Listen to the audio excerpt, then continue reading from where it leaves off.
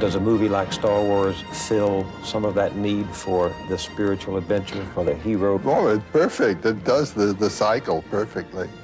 It's not simple morality play. It has to do with the powers of life and their inflection through the action of man. One of the wonderful things I think about this adventure into space is that the narrator, the artist, the one thinking up the story, is in a field that is not covered by our own knowledges, you know? There was much of the adventure in the old stories is where they go into regions that no one's been in before. Well, we've now conquered the planet, so there are no empty spaces for the imagination to go forth and fight its own war, you know, with powers. And that was the first thing I felt there. There's a whole new realm for the imagination to open out and live its forms. There is a certain typical hero sequence of actions, which can be detected in stories from all over the world and from many, many periods of history. And I think it's essentially, you might say, the one deed done by many, many different people. Why are there so many stories of the hero or of heroes in mythology? Well, because that's what's worth writing about.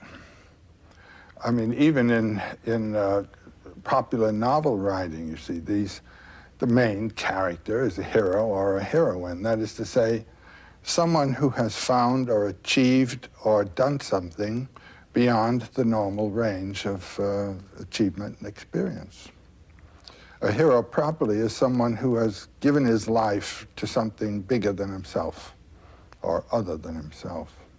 Do you, when you look at something like Star Wars, recognize some of the themes of the hero throughout mythology? Well, I think that George Lucas was using standard mythological figures.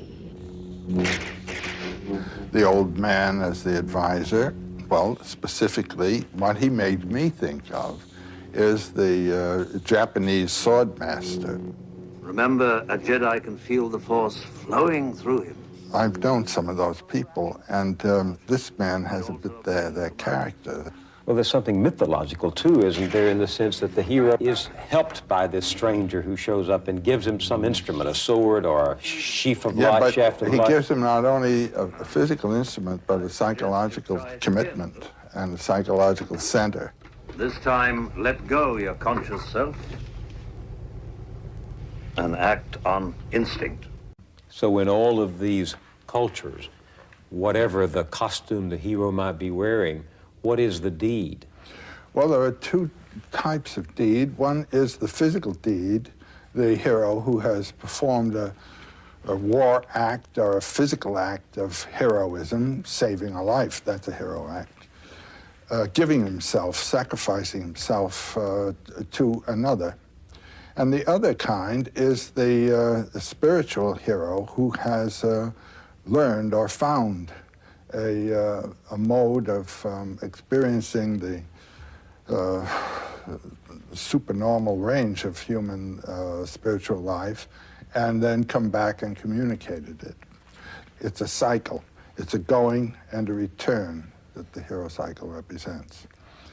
But then this can be seen also in the simple initiation ritual, where a child has to give up his childhood and become an adult, has to die, you might say, to its infantile personality and psyche and come back as a self-responsible adult. It's a fundamental experience that everyone has to undergo.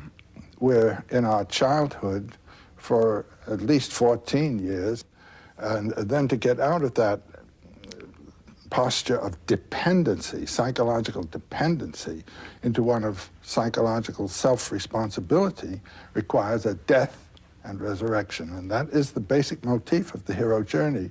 Leaving one condition, finding the source of life to bring you forth in a richer or more mature or other condition. So that if We happen not to be heroes in the grand sense of redeeming society. We have to take that journey ourselves, spiritually, psychologically, inside us. That's right. And Otto Rank, in his wonderful, very short book called The Myth of the Birth of the Hero, he says that everyone is a hero in his birth. He has undergone a tremendous transformation from a little, you might say, water creature living in a realm of the amniotic fluid and so forth, and then coming out, becoming an air-breathing mammal that ultimately will be self-standing and so forth. This is an enormous transformation, and it is a heroic act, and it's a heroic act on the mother's part to bring it about. That's the primary hero form, you might say. Still a journey to be taken after that. There's a big one to be taken. This is a very interesting thing about these mythological themes. The achievement of the hero is one that he is ready for, and it's really a manifestation of his character. And it's amusing the way in which the landscape and the conditions of the environment match the readiness of the hero. The adventure that he's ready for is the one that he gets. Look, I ain't in this for your revolution, and I'm not in it for you, Princess. I expect to be well paid. The mercenary, Solo, begins as a mercenary and ends up as a hero. He was a very practical guy, a materialist in his character, at least as he thought of himself, but he was a compassionate human being at the same time and didn't know it. The adventure evoked a quality of his character that he hadn't known he possessed. I love you. I know. He thinks he's an egoist, he really isn't. And that's a very lovable kind of human being, I think, and there are lots of them functioning beautifully in the world. They think they're working for themselves, very practical and all, but no, there's something else pushing them. That's the message of the myth. You, as you know yourself, are not the final term of your being. And you must die to that one way or another, in giving of yourself to something or in being annihilated, actually, physically, to return, you might say, or to recognize. Life is always on the edge of death, always, and one should lack fear and have the courage of life. That's the principal initiation of all of the heroic stories.